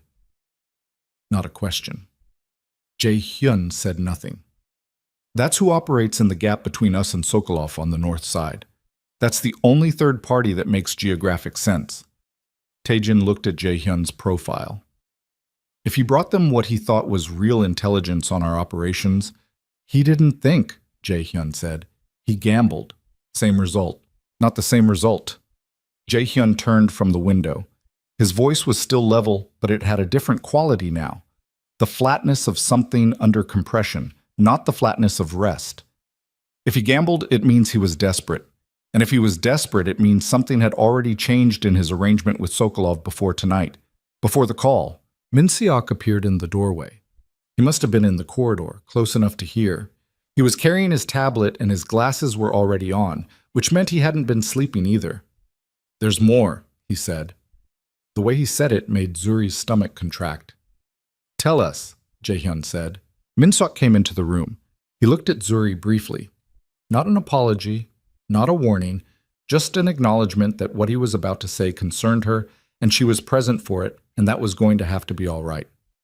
The Kowalski network received the intelligence package from Bennett approximately 3 hours ago. We know this because one of Kowalski's mid-level people is someone we've had eyes on for 8 months. He looked at his tablet. They moved on it immediately. They didn't sit on it, didn't verify it. They moved on it, which means they were already positioned to move. They were waiting for exactly this kind of opening. Where did they move? Jae-hyun said. The warehouse on Fulton, the one listed in the false package as a primary distribution node. Min-sok's voice was entirely level. There were 2 of our people inside doing legitimate inventory work, off schedule. They shouldn't have been there. It wasn't in any documentation we gave Bennett access to. He paused. Kowalski's people didn't know that. The silence that followed had a texture. Are they? Zuri started. One is fine. One is in hospital. Min-seok set the tablet on the counter without looking at it. The one in hospital will recover, but, Jae-hyun said, but now Kowalski knows the intelligence was false, because the location was wrong, because the 2 people inside were not what the package said would be there. Min-seok removed his glasses, which means Kowalski knows he was fed a fabrication, and the only person who could have fed him a fabrication of that specific construction is us. The room recalibrated around that. He'll go to Sokolov, Taejin said. He's probably already called him, which means Sokolov knows we were running a play through Bennett. Taejin looked at Jae-hyun. The whole setup is burned. Everything we built in the last 18 hours. Jae-hyun stood in the center of the room and was very, very still. Zuri watched him. She watched his hands. The tell sheet identified, the place where the truth of what he was processing showed itself. His right hand, at his side, closed once into a fist and then opened and was flat again. That was all. That was the entire visible record of what was happening inside a man absorbing the collapse of a plan he'd built and a situation he'd controlled and the injury of someone under his protection. Then he said, "Call Sokolov back." Everyone in the room looked at him. Not through intermediaries, not through channels. He looked at Min-seok. "Get me a direct line, now." "Jae-hyun," Min-seok started, "the position has changed. We don't have 4 days. We don't have 4 hours." He moved toward the table. Sokolov called her directly. He wanted me to know he could reach her. He wanted me to know about Marcus. He's not trying to escalate. He's trying to negotiate from the highest possible position. He sat down. Which means he'll take a call. He'll take it as a concession, Taejin said. Good. Let him. Jae-hyun looked at Taejin with an expression that Zuri couldn't read, but that made Taejin close his mouth and nod. Once, with the nod of a man accepting a tactical logic he doesn't entirely like. "Get me the line." Sokolov answered on the second ring. The call was on speaker, in the planning room, with all 4 of them present. It was 3:17 a.m. Outside, Chicago was doing its dead hours operation, that stripped-down, bone-showing version of itself. The speaker on the table between them had the particular quality of an expensive secure line, which meant Sokolov's voice came through clean and close, closer than felt comfortable. "Jae-hyun," Sokolov said, like they were colleagues, like this was a reasonable hour for colleagues to speak. "Victor." Same tone, same register. Zuri understood, watching Jae-hyun across the table, that this was a specific kind of performance. Not false, exactly, but calibrated. 2 men speaking a language that was all surface and entirely subtext. "We should talk about tonight." "I agree. Your man's father made a mess." "He's not my man. His father is not my concern. He's in a room on your 14th floor. A pause. "Fractional." "She," Jae-hyun said. "Excuse me." "She, not he." Still flat, still even. But the correction was deliberate, Zuri understood. A small, precise act of assertion. She is a person. She has a pronoun. She is not a unit in your inventory. Sokolov was quiet for a moment. "She," he agreed. "The girl is in a room on your 14th floor, and her father took intelligence to the Kowalski people that originated from your operation." "Intelligence you were meant to receive," Jae-hyun said, "through a channel that Marcus Bennett was supposed to represent." Silence. "You were running him," Sokolov said. Not accusatory, almost admiring. "You found out he was mine and you decided to run him back toward me. I found out he was yours, and I decided to use the existing architecture rather than disrupt it." Jae-hyun's voice didn't change. More efficient. Except he deviated.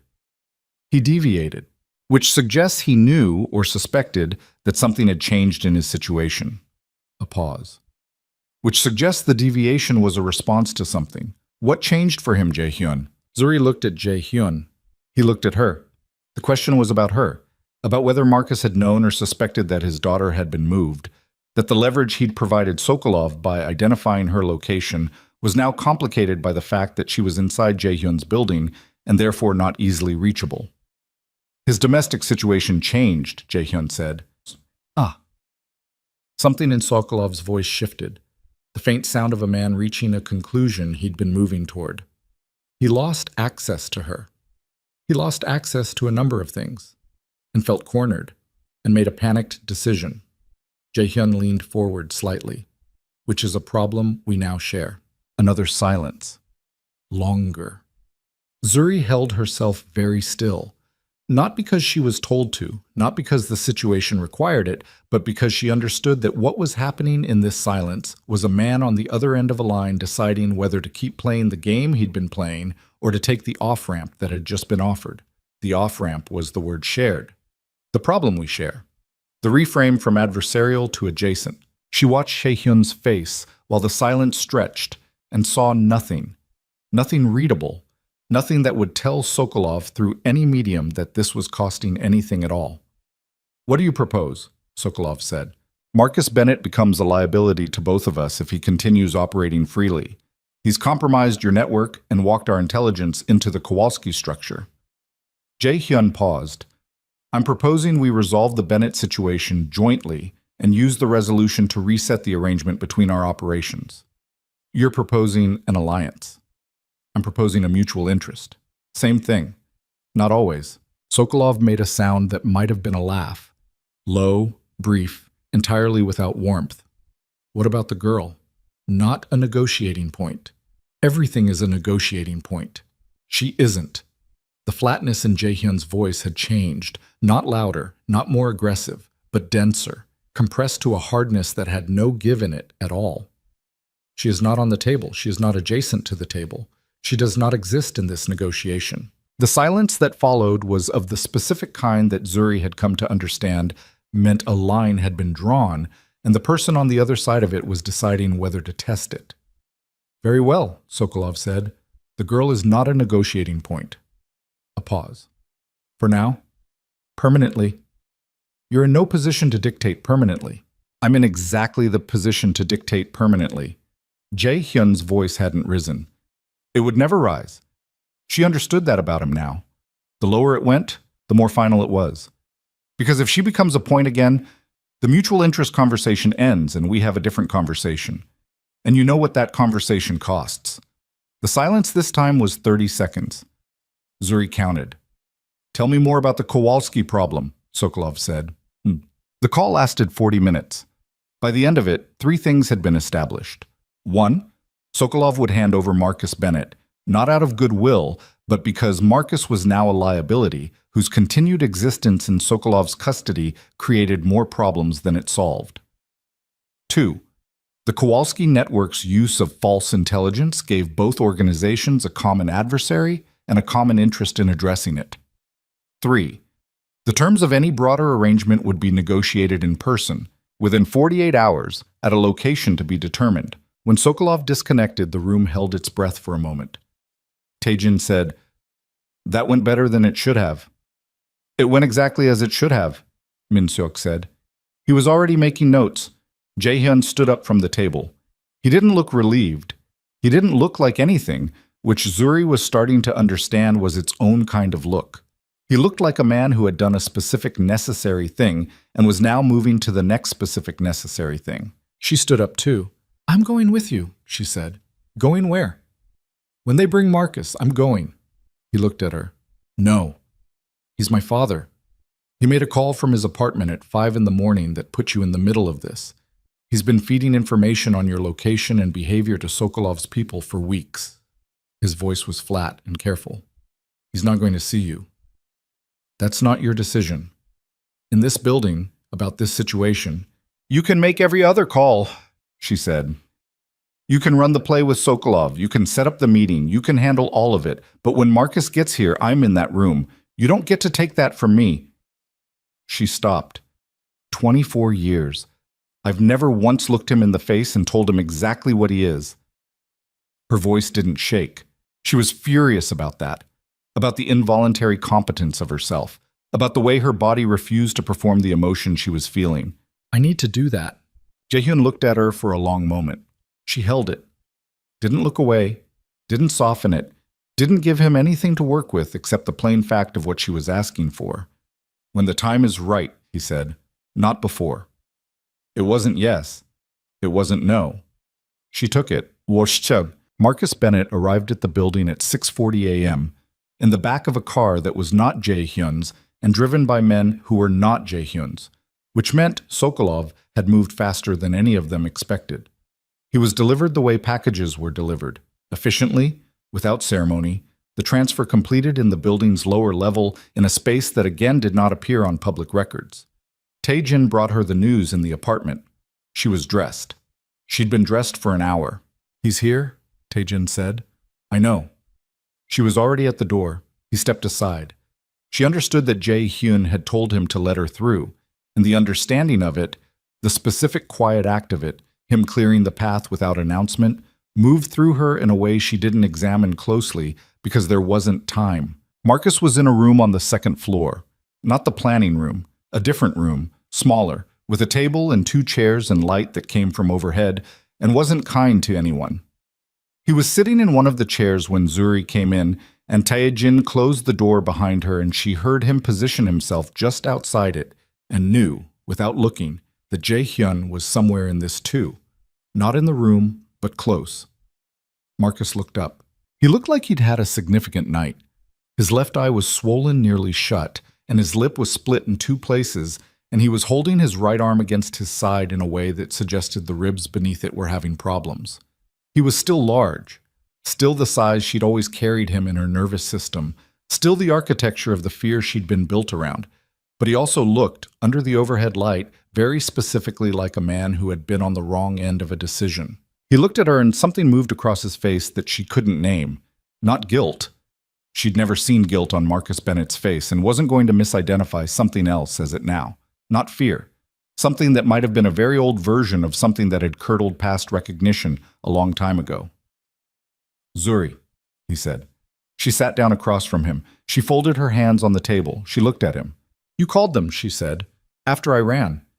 You stood across that street and watched me holding on to a stranger for my life, and then you went back to the apartment and you called them."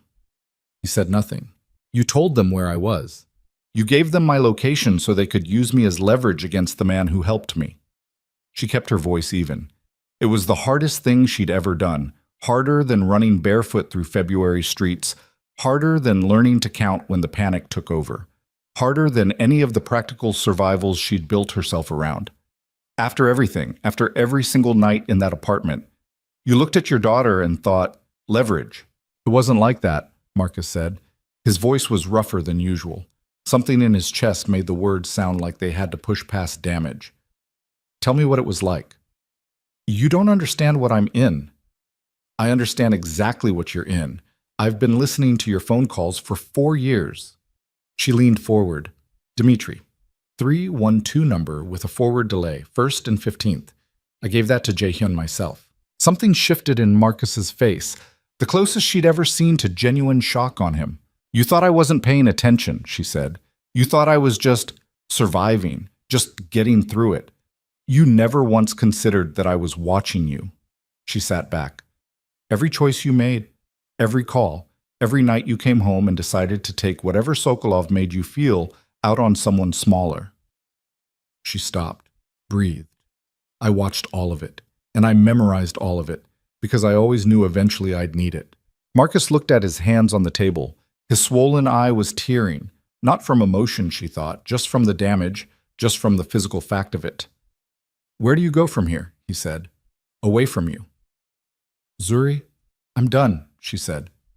The 2 words came out with a simplicity and a finality that surprised even her. Not heated, not delivered for effect, just true. The truest thing she'd said in years, maybe ever. I have been done.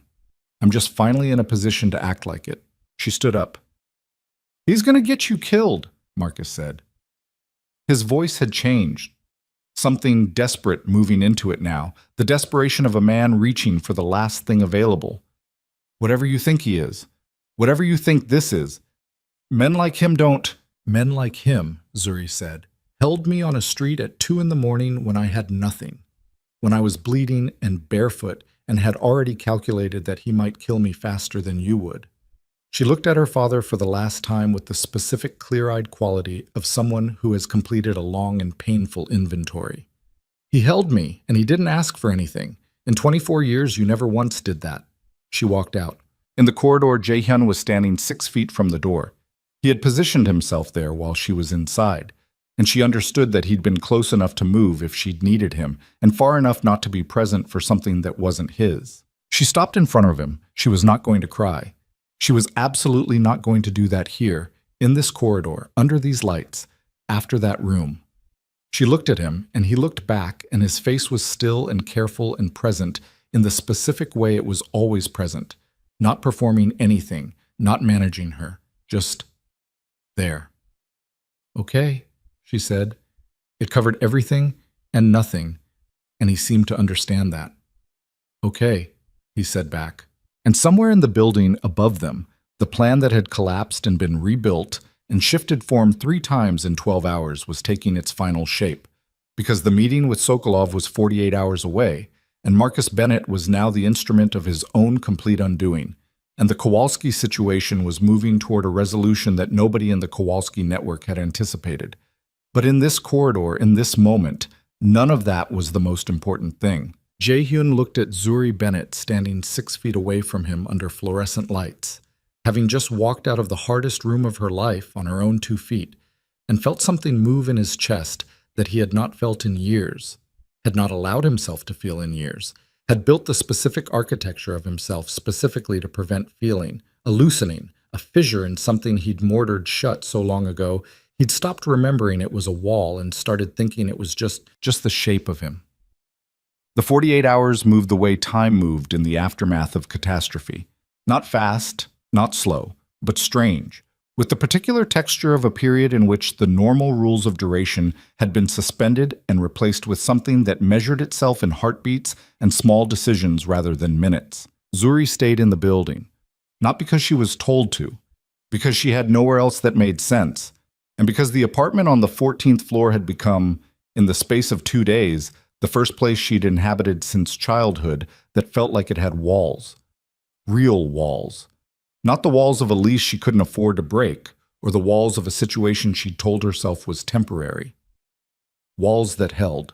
She spent the first day sleeping in intervals and reading the novel she'd found on the shelf and eating food that appeared in the kitchen with the same quiet efficiency that characterized everything in this building. She didn't ask how it got there. She was learning the grammar of this place, the way things happened without announcement, the way needs were anticipated rather than addressed after the fact. It was disorienting. She kept waiting for the cost to appear. It didn't appear. On the morning of the second day, Min-seok knocked on her door at 8:15 and handed her a folder without preamble. "What's this?" she said. "Documentation of your father's activities over the last 4 years. All of it. The Sokolov work, the collection routes, the information he gathered." Min-seok looked at her over his glasses. "Jae-hyun thought you should have it."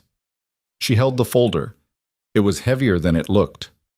"Why?" "Because it's yours.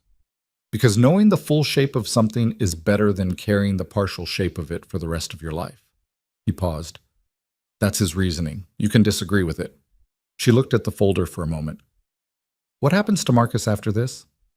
"He's agreed to certain terms." "That's not an answer. He leaves Chicago. He doesn't return. The specifics of how that's enforced are..." Min-seok stopped, chose differently. "He will not be coming back into your life. That part is categorical." She nodded. She didn't open the folder yet. She set it on the kitchen counter and made coffee and stood at the window and thought about the weight of documented evidence and whether she needed to read it or whether simply knowing it existed, the full accounting, the complete record, was enough. She'd decided to read it. It took 2 hours. She read it the way she read everything. Methodically, completely, not skipping the parts that were hard. Some of it she knew. Some of it she'd suspected. Some of it was new. And the new parts didn't break her the way she might have expected. They just added to the shape of something she'd been carrying her whole life, and now, finally, had the complete outline of. When she finished, she put the folder face down on the counter and stood at the window for a long time. Then she went downstairs. The meeting with Sokolov happened at 11 p.m. on the second night, at a location that Zuri was not told and did not ask about. Jae-hyun left with Tae-jin and two other men whose names she hadn't learned, and Min Seok stayed in the building in the planning room with his tablet and his tea and the particular focused stillness of a man running a remote operation. She sat in the planning room with him. He didn't tell her to leave. She appreciated that. She watched him work for a while without speaking. The main screen showed a map, different from the North Side map, this one covering a wider area, with moving markers that she understood represented cars. 4 of them, moving in convoy. Has he done this before? She said. Met with someone like Sokolov directly. Negotiated directly? Yes. Min Seok didn't look up from his tablet. Gone into a meeting like this without the full picture controlled? No. Is that a problem? It's a variable. He turned a page on his tablet. Jae-hyun manages variables well. How did he end up doing this, she said. This life. Min Seok was quiet for a moment. He set the tablet down with the care of a man who'd decided to be present for the next part of the conversation. His father ran the organization before him. He watched his father be killed when he was 17. He said it plainly, without the cushioning people normally put around hard facts. He was supposed to go to university. He'd been accepted. Engineering, I believe. A pause. Instead, he stayed. He built what his father had into something significantly larger and significantly more controlled. More disciplined. Min Seok picked his tablet back up. The discipline is the direct result of what happened when he was 17. He decided that nothing would ever move him again without his choosing to let it. She thought about the slow heartbeat, the arm that had changed quality, the fist on the table that had opened and gone flat. Something's moving him, she said. Min Seok looked at the main screen and said nothing, which was its own kind of answer. The convoy came back at 2:40 a.m. Zuri heard the building receive them, the low-coordinated activity of the lobby, the elevator, the corridor, and was standing in the doorway of the planning room when Tae-jin came through first. He looked at her with the expression she'd come to read as his version of fine. Not relaxed, never relaxed, but the particular set of his jaw that meant the outcome was acceptable, and the people he was responsible for were intact. Jae-hyun came in behind him. He looked exactly as he had when he'd left, which told her something. Not that nothing had happened. She understood too well by now that his surface was not a reliable record of his interior, but that he'd come through whatever had happened with himself assembled, which was, she'd learned, not a small thing.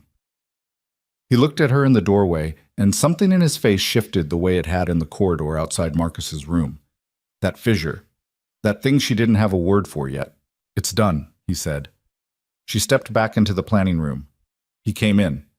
Min Seok looked up from his tablet, and Jae-hyun looked at him, and a conversation happened in approximately 2 seconds that involved no words and resulted in Min Seok standing up, collecting his things, and leaving with a discretion so complete it was almost architectural. Tae-jin pulled the door shut from the outside. Zuri sat on the edge of the table. Jae-hyun sat in the chair Min Seok had vacated. The screen behind him still showed the map, the markers now stationary. Tell me, she said. He told her. The meeting had been in a restaurant on the southwest side, closed for the evening, neutral ground by mutual agreement. Sokolov had come with 4 people. Jae-hyun had matched that number. The conversation had taken 3 hours and covered the north side operations, the Kowalski situation, Marcus's disposition, and the terms of a going-forward arrangement that neither party was enthusiastic about and both parties understood was necessary. The Kowalski network moves on the false intelligence again at the end of the week, Jae-hyun said. They don't know we know. When they move, Sokolov's people and ours address it simultaneously from different directions. He paused. It ends the Kowalski problem for both organizations. It establishes the working arrangement through a shared action rather than a negotiated document, which is more durable. And Marcus. Sokolov releases him formally. The terms are that he leaves the city within 72 hours. His debts to the Sokolov organization are cleared in exchange for his cooperation in the Kowalski action.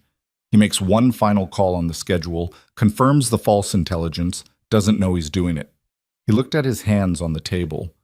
After that, he has no protection from either organization. He understands this. Will he leave? He'll leave. She absorbed that. And the leak. The person who gave Sokolov my phone number. Handled. His voice was flat and final, and she understood that this was one of the things that had happened tonight and that the details were not hers to have, and that was all right. So it's over, she said. The acute situation, yes. She looked at him. What does that mean? He looked back at her. It means the specific crisis is resolved. It means your father is gone, and Sokolov is a managed arrangement, and you're not a pressure point for anyone anymore. He paused. It doesn't mean the world I operate in has changed. I know that. Zuri, I know what you are, she said. I knew on the street. I knew when I got in the car. I've known every hour since then. She held his gaze. I'm not confused about it. He was quiet for a long time. The map screen behind him was still and blue and cast a faint light across the side of his face. I haven't let anyone close in a long time, he said. It came out with the specific quality of a statement that had cost something. Not the cost of confession exactly, but the cost of choosing words that were accurate instead of managed. I know that too, she said. The night my father died. He stopped. Started again differently. I was 17. I was in the next room. I heard it, and I came through the door, and he was already... He stopped again. His hands on the table were flat and still, and she watched them the way she'd learned to watch them. I decided that night that I would never be that unprepared again, that nothing would ever move without me seeing it coming. He looked at her. And then you grabbed my coat. She didn't say anything. I saw your father across the street, and I felt... He paused. Something I hadn't felt since I was 17. Not fear. Something adjacent to it. Something that meant I cared about an outcome I hadn't planned for. He looked away. That's the most dangerous thing I know how to feel. Yeah, she said. I know about dangerous feelings. He looked back at her. My whole life, she said, I survived by not feeling things until I could afford to. By filing them. By counting. By doing the math. She looked at her own hands on the table. You do the same thing from the other direction. You built walls and called them discipline. She looked up. We're not that different.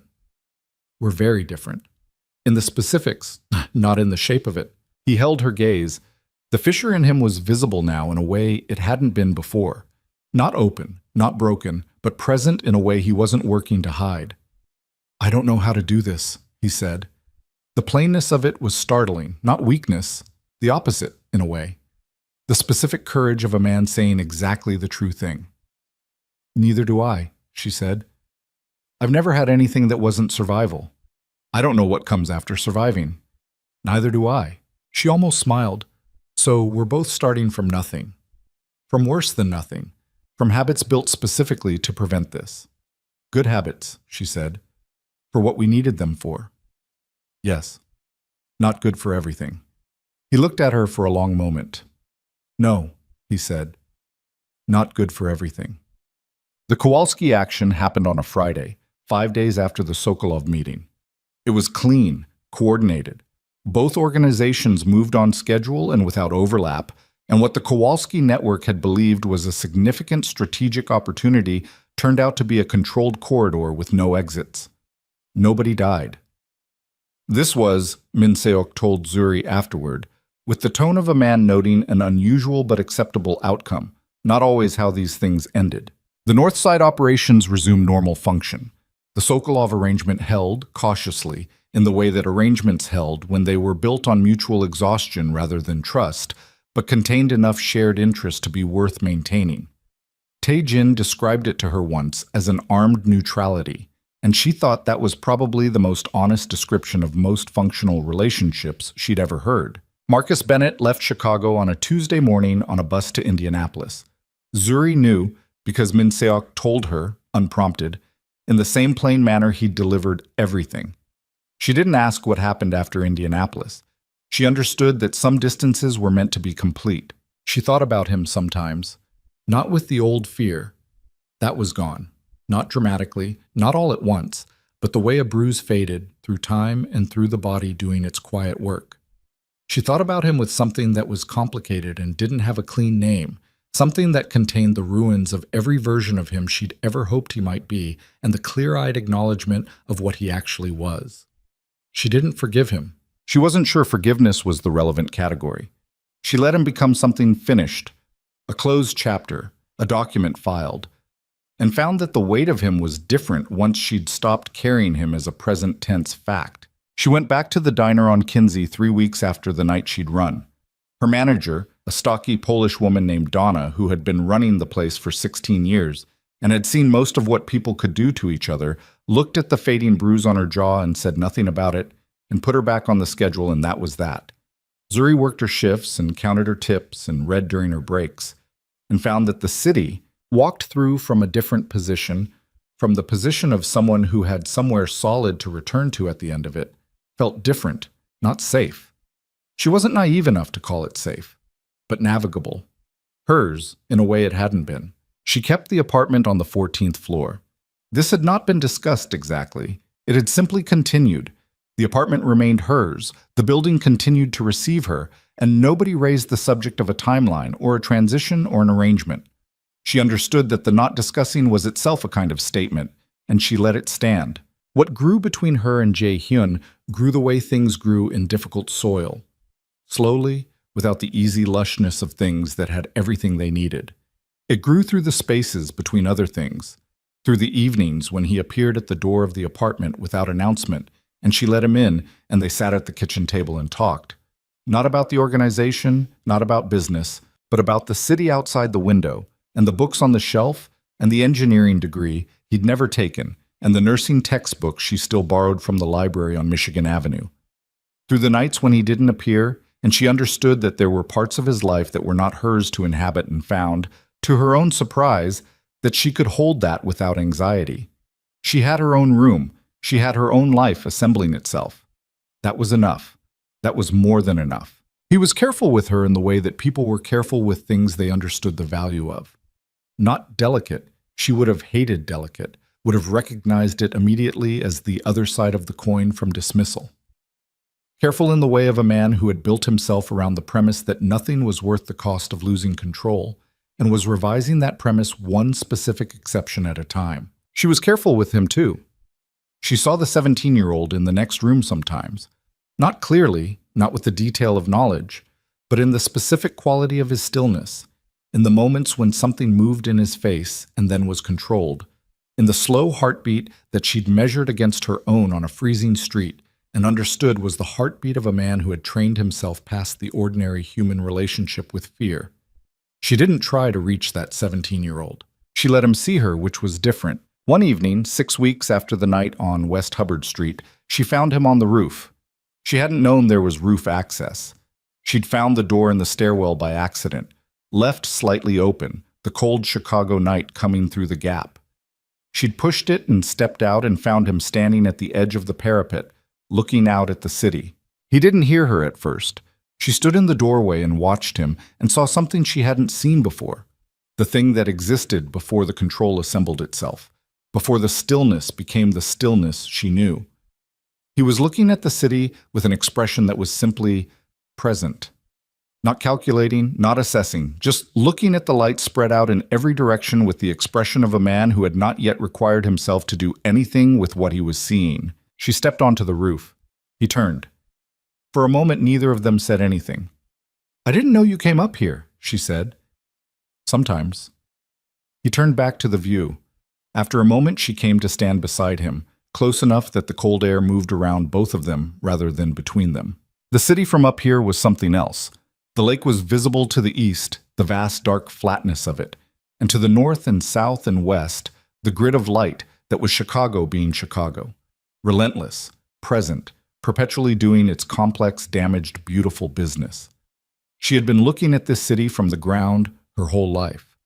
From up here, it looked like something she could hold the shape of. He used to bring me to a roof like this, Jae-hyun said. My father, in Seoul. We lived near enough to the city center that you could see most of it from the right height. He paused.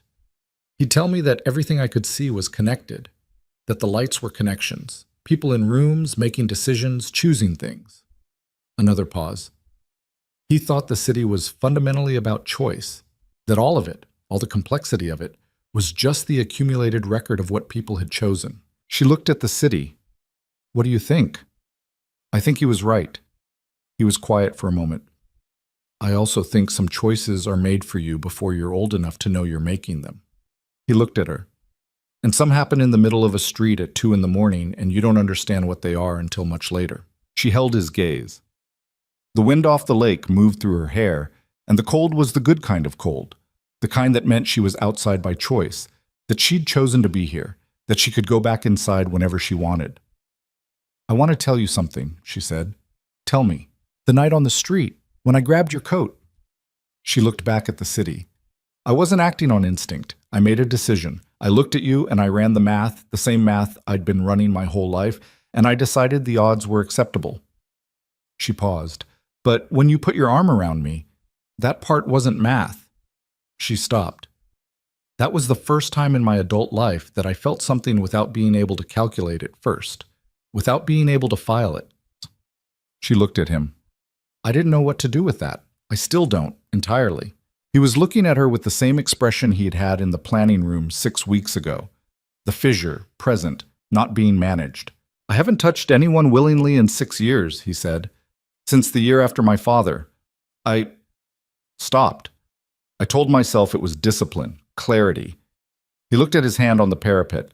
When you grabbed my coat, I felt you shaking. Not fear. I know what fear shaking feels like. This was something else. Exhaustion. The body at the end of something. He paused. I recognized it. I understood it from the inside. She looked at his hand on the parapet. She reached out and put her hand over it. He didn't move. She felt the moment move through him. Felt it, actually, through the contact, the small involuntary adjustment of his whole system around the presence of her hand on his. His heartbeat, if she'd been close enough, would have been the same, slow, deliberate. A man choosing, second by second, to allow something. He turned his hand over, his fingers closed around hers. Not tight, just present, just there. They stood on the roof above the city that had been the whole geography of her life, and looked at the light stretching out to every horizon and said nothing for a long time, because nothing was what the moment required. Tut. Min Seok-han filed a report 3 months later for his own records, in the meticulous private accounting he'd kept for 11 years. It covered the resolution of the Sokolov arrangement, the dissolution of the Kowalski network, the securing of the North Side operations, the identification and removal of the building's internal leak. It covered all of it in the precise economic language he used for things that had happened and been handled and were now part of the past. At the end of the document, in a section that would never be read by anyone but himself, he wrote one additional note. It said, "He is different now, not weaker. The opposite. A man who has something to protect that he has chosen, rather than inherited, is a different kind of man entirely." He saved the document and closed it and went to make tea. Twab. Tae-jin Kwon noticed the difference earlier than Min Seok. He noticed it the morning after the Kowalski action when Jae-hyun came into the building and nodded at the lobby staff by name, which was not something he had done before. He noticed it in the small adjustments. The door held slightly longer, the response time on non-urgent calls slightly extended, the single evening each week where he was not available, and everyone in the organization understood without being told that this was not available in a way that was different from the other ways he had been not available before. Tae-jin didn't remark on any of this. He was not a man who remarked on things, but one morning he passed Zuri in the lobby. She was on her way to a shift at the diner, uniform pressed, hair back, moving with the particular purposeful efficiency of a person who had somewhere to be and intended to be there. And she looked at him and said simply, "Morning, Tae-jin." And he said morning and held the door. And that was all. Miss Sin. Zuri was on the roof again on a night in April when the lake wind had lost its February character and turned into something that merely moved rather than bit. The city below was louder now. Spring doing its thing to Chicago, pulling people back onto streets that winter had emptied, restoring the city to its full volume. Hae-hyun was beside her. She was thinking about the nursing textbooks and whether she had enough saved for the first semester of a program she'd found at a school on the north side. She'd been thinking about it for 2 weeks. She hadn't said anything about it yet because she'd been carrying it carefully, the way you carried new things before you were sure they'd hold. "I want to go back to school," she said. He looked at her. "What program?" "Nursing. There's a 2-year program at—" "Tell me the details." She told him. He listened the way he listened to everything, completely, without interruption, with the full attention of a man for whom attention was a finite resource he allocated deliberately. When she finished, he said, "When does the application close?" 3 weeks? "Then you have time." She looked at him. "I don't need you to—" "I know you don't need anything," he said. "I'm not offering because you need it. I'm asking because it's yours and I want to know about it." A pause. "That's different." She held that for a moment. Then she nodded. Below them, the city moved and lit itself and did its complex, accumulated work. The lake was dark and enormous and entirely indifferent and beautiful in the specific way that things were beautiful when they didn't care whether you found them so. She had come from a street, a freezing street, and a torn collar, and $12 in her pocket and blood on her feet, and the survival math running in the back of her mind the way it always ran. She had grabbed a stranger's coat and asked for 1 second, and the 1 second had not been owed to her, and had not been guaranteed and had cost something to give. But it had been given. She had learned in the months since that this was rarer than she'd known, that most people moved through the world calculating the cost of giving things to other people and coming up short, not because they were bad, but because the cost felt real and the return felt uncertain, and uncertainty was harder to live with than withholding. She had been one of those people. She still was, in many ways. The math didn't stop running, the filing didn't stop. But she had learned to let some things happen before the calculation completed, to let the answer arrive before she'd worked the whole problem. She leaned her shoulder against Jae-hyun's arm. He shifted slightly, accommodating. His hand found hers along the parapet the way it had that first time, without ceremony, without announcement. The city below them went on being the city, vast and damaged and lit up and grinding forward with the relentless indifferent energy of a thing that didn't require anyone's participation to continue, but was better, or at least different, when people chose to participate anyway. She thought about her father on a bus to Indianapolis, and then she let the thought go, the way you let a breath go, because it was done, and the done things deserved to be let go. She thought about a 1-bedroom apartment on the north side that she'd looked at online 3 times and hadn't told anyone about, that had a window facing east and was close to the school and cost more than she currently made, but not more than she could eventually make, and was hers if she decided. She thought about this first semester of a program that would take 2 years and would be hard and would cost everything she had, and would at the end of it give her something that nothing and nobody could take back. She thought about the slow heartbeat under her ear on a freezing street and how she'd counted to 3 and the counting had worked and the world had not for once ended.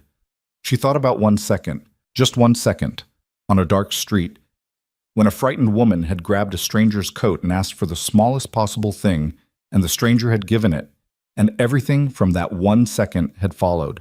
Not easily, not without cost, not without the building collapsing twice and being rebuilt, and the plans burning, and the floor of the kitchen on Larrabee, and the 24 years of math and the 17-year-old in the next room, and all of it exactly as it had been.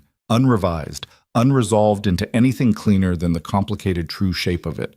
But here, she was here. He was here. The city was here, endlessly, in every direction. And neither of them was afraid of the dark anymore.